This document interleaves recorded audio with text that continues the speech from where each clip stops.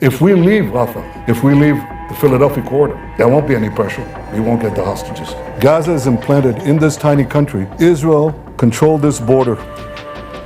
We controlled this part, which is called the Philadelphi Corridor, right down to Eilat in the Red Sea. This was our border. This is the situation in Gaza before the disengagement of 2005. And the Gaza Strip is firmly under Israeli control. But something happened in 2005. Israel unilaterally disengaged from Gaza. This is Gaza after the disengagement. And Hamas now has a weapon smuggling operation delivered by Iran. That Philadelphia Corridor became completely porous. Once we left our side of the Philadelphia Corridor, rockets went in, missiles went in, drones went in, ammo went in, weapons manufacturing equipment came in, tunnel drilling equipment came in. Once we got out, once we left the Philadelphia Corridor, Iran could carry out its plan to turn Gaza into a base, a terrorist enclave. It became a huge terrorist base because we left that corridor. And this all led to the October 7th massacre.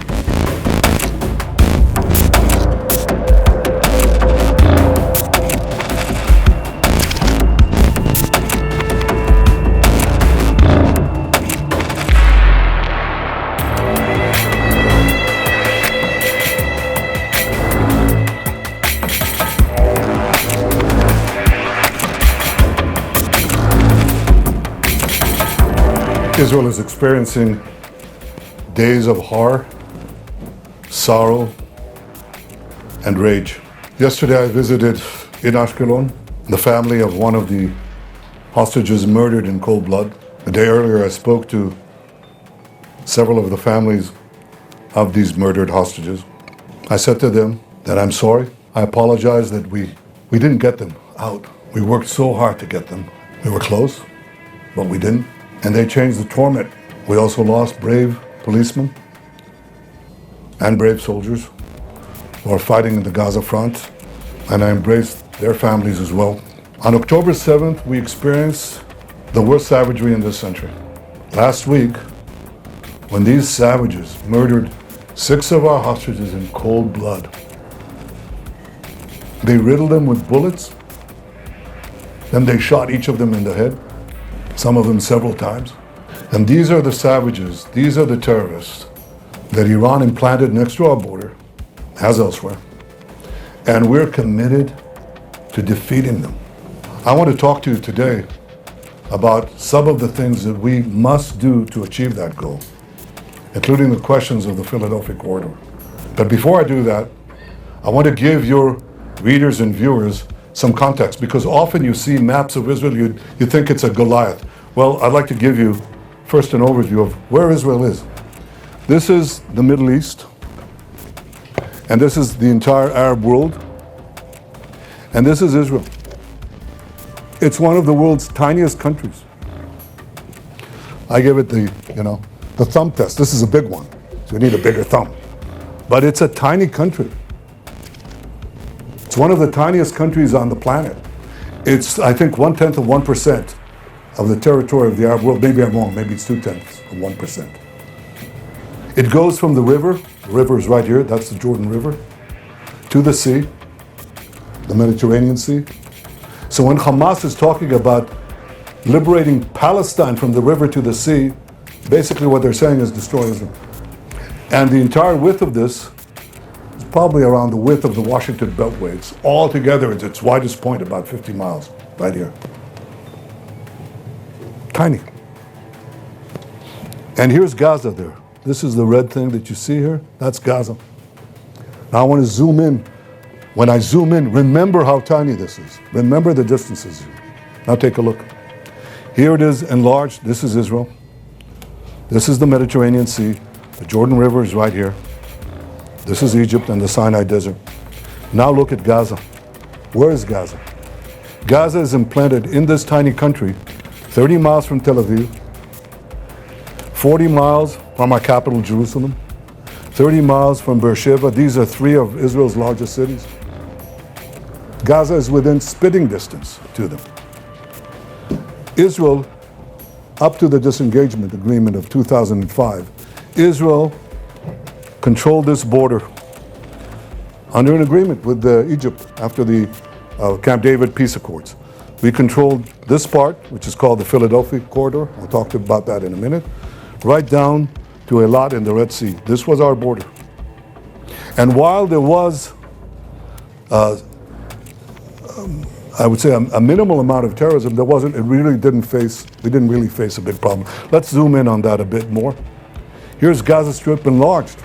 Again, this is the situation in Gaza before the disengagement of 2005. And the Gaza Strip is firmly under Israeli control. We control the maritime border. You can't smuggle in weapons. They tried, but we stopped it. You control the land border, and you control this border between the Sinai Desert, Egypt, and Gaza, the Gaza Strip. It's controlled. This is the Philadelphi Corridor. This is the Rafah crossing, controlled by the IDF. Now look at the distances from Gaza. It's 4 miles to another city in Israel called Ashkelon, where I visited that bereaved family yesterday. It's a population of 170,000 people. They're 4 miles away. But some of our communities, like Kibbutz Be'eri, which was one of the hardest hit, is 1 mile away from Gaza. Kfar Aza is less than 1 mile away. It's literally walking distance, okay? And so as long as we control this, these communities, sometimes they were harassed by this rocket or that rocket, but it was marginal. We controlled the security situation. But something happened in 2005. Israel unilaterally disengaged from Gaza. It just went out. It took out everything. It took out the army. It stripped, uprooted communities, took out 10,000 people. The army left the Philadelphi Corridor. Here's what happened. This is Gaza after the disengagement. And Hamas now has a weapon smuggling operation nurtured by Iran, financed by Iran, supplied by Iran, delivered by Iran. And here's what happened. That Philadelphia Corridor became completely porous. The other borders controlled by us. But once this was perforated, even though the policy of Egypt was to prevent it, it didn't necessarily work. It didn't succeed. And this border, once we left our side of the Philadelphia Corridor, rockets went in, missiles went in, drones went in, ammo went in, weapons manufacturing equipment came in, tunnel drilling equipment came in.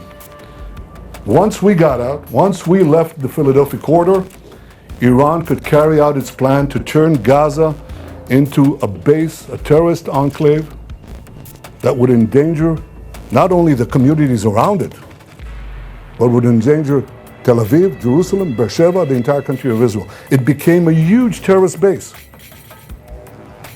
because we left that corridor. So we vowed, or I would say all this, you have to understand that the centrality of the Philadelphia Corridor to the arming of Gaza, to the arming of Hamas, and this all led to the October 7th massacre, which Hamas has proudly vowed, to do again and again and again. We vowed that they won't be able to do it. So we set, as far as Gaza is concerned, 3 war goals. The first war goal was to destroy Hamas's military and governing capabilities. The second was to free our hostages. And the third was to ensure that Gaza never again poses a threat to Israel. And all 3 of those goals, all 3 of them, go through Israel's control of the Philadelphia Corridor. And it's obvious why. You want to destroy Hamas's military and governing capabilities, you can't let Hamas rearm.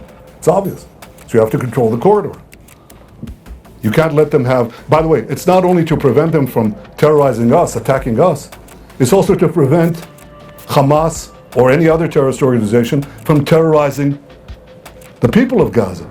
Gaza cannot have a future if Gaza remains porous and you can enable rearmament of terrorists through the Philadelphia Corridor. The second thing is to release the hostages.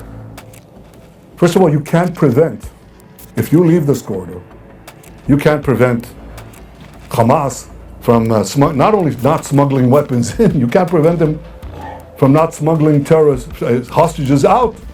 It's walking distance, nothing. They can easily smuggle hostages out here to the Sinai Desert in Egypt. They disappear. It's crossing distance. The distance is nothing. It's meters away. They cross the barrier. They disappear in the Sinai, and then they end up in Iran or in Yemen. They're gone forever. And you need something to squeeze them, to prevent them, to put pressure on them to release the remaining hostages. So if you want to release the hostages, you've got to control the Philadelphia Corridor. And the third goal of ensuring that we prevent Gaza from being again a threat to Israel, it's clear Gaza must be demilitarized. And it can only be demilitarized if the Philadelphia Corridor remains under firm control and is not a supply line for armaments and for terror equipment. I want to show you what they've got under Gaza. I didn't show you that, so I want to show you that. This is what they have under the Philadelphia Corridor, just so you understand the supply lines we're talking about.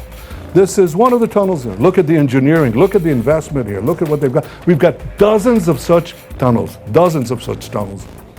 underneath the Philadelphia Corridor. To give you an impression of the size of these things, this is a soldier, this is a tunnel. You could drive a truck through this. Yeah, indeed, you could. Here's a truck. Or it's a Humvee. This is a huge, huge problem. Now you're just going to walk away. It's obvious we have to control it, right? I think once you see this, you understand that. But then the next question is, okay, you leave and you come back. That's what they tell us, okay? We'll have complete international legitimacy to come back. Sorry, we've gone down that route. We're down that route when we left Lebanon, and people said, you can leave Lebanon and you can come back. The first time they fire a rocket, you can come back. The world will support you. It didn't. And we've been out of Lebanon for 24 years. They said the same thing when we left Gaza in the disengagement. They said, you can leave. And the first rocket, I remember Sharon, Prime Minister Sharon said this to me. We'll be able to go back in. It's been 20 years, we haven't gone back in. So people said, yeah, but if you stay, this will kill the deal. And I say, such a deal will kill us. And there won't be a deal that way. This is a false narrative. I'm willing to make a deal. I made one already. One that brought back 150 hostages, 117 alive. And I'm committed to return the remaining 101.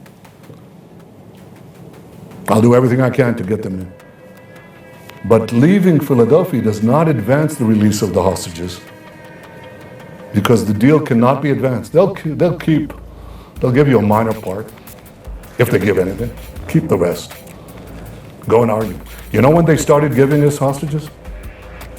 When we went into Philadelphia, when we went into Rafah, when we controlled the Rafah crossing. That's when they felt the pressure. As long as they didn't feel the pressure, they wouldn't do it. The first batch, the first deal that we got was a result of our invasion, the military pressure we put in. They gave us the hostages. After that, they thought, well, we'll have the international pressure turn on Israel, so we won't have to make any concessions. But after Rafah, their tune changed. And they began to change. If we leave Rafah, if we leave the Philadelphia Corridor, there won't be any pressure. We won't get the hostages. I said I'm willing to make a deal. The real obstacle to making a deal is not Israel. And it's not me. It's Hamas. It's Sinwar. On April 27th, I put forward a proposal by Israel, which Secretary Blinken called extremely generous. On May 31st, having met Blinken again, I said we agreed to the US-backed proposal, and Hamas refused. On August 16th, the US brought forth what they call the final bridging proposal. Again, we accepted, Hamas refused. On August 19th, Secretary Blinken said, Israel accepted the US proposal, now Hamas has to do the same. On August 28th, that's a week ago, the deputy CIA director said, Israel showed seriousness in the negotiations, now Hamas must make the deal. This was last week. So I ask you, what has changed? What has changed in this week? What's changed is that they murdered 6 of our hostages in cold blood. Now the world will seriously demand that Israel make concessions after this massacre? What message does this send to Hamas? I'll tell you what the message is.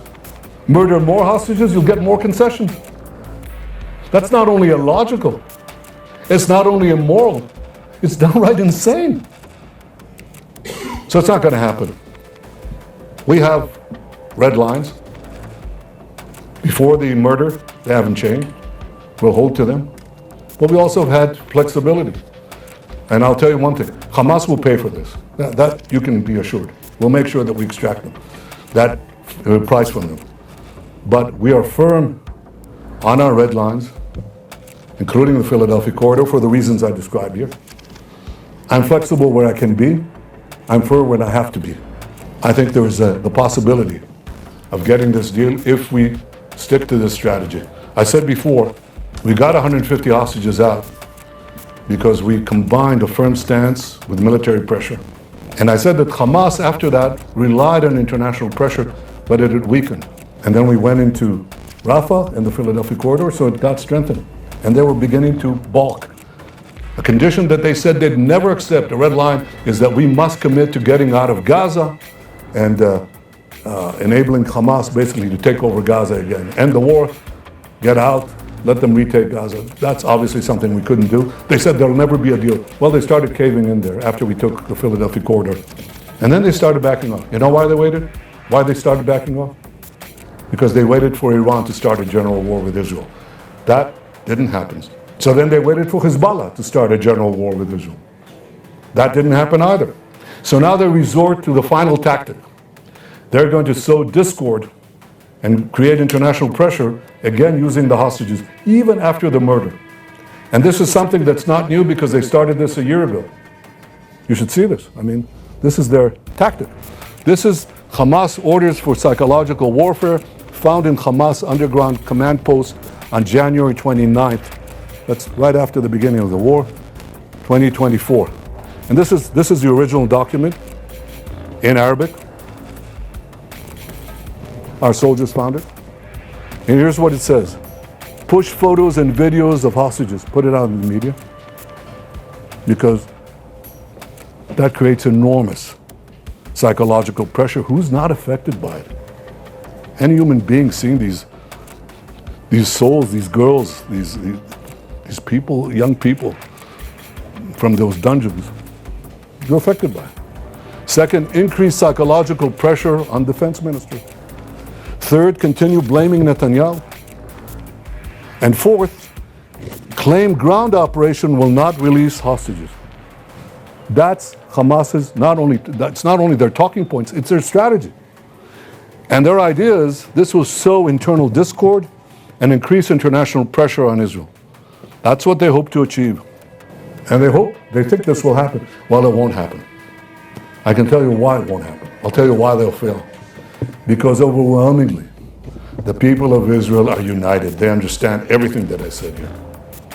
Overwhelmingly. You should know that. It's important. And the second thing is, we're committed to achieving our goals. All 3 goals. Destroying Hamas's military and governing capabilities, releasing all our hostages, and ensuring that Gaza does not become a threat to Israel anymore. And all these require standing firm on the things that will ensure the achievement of these goals. And with God's help, and with our people's will, and with the courage of our soldiers, we'll achieve all goals.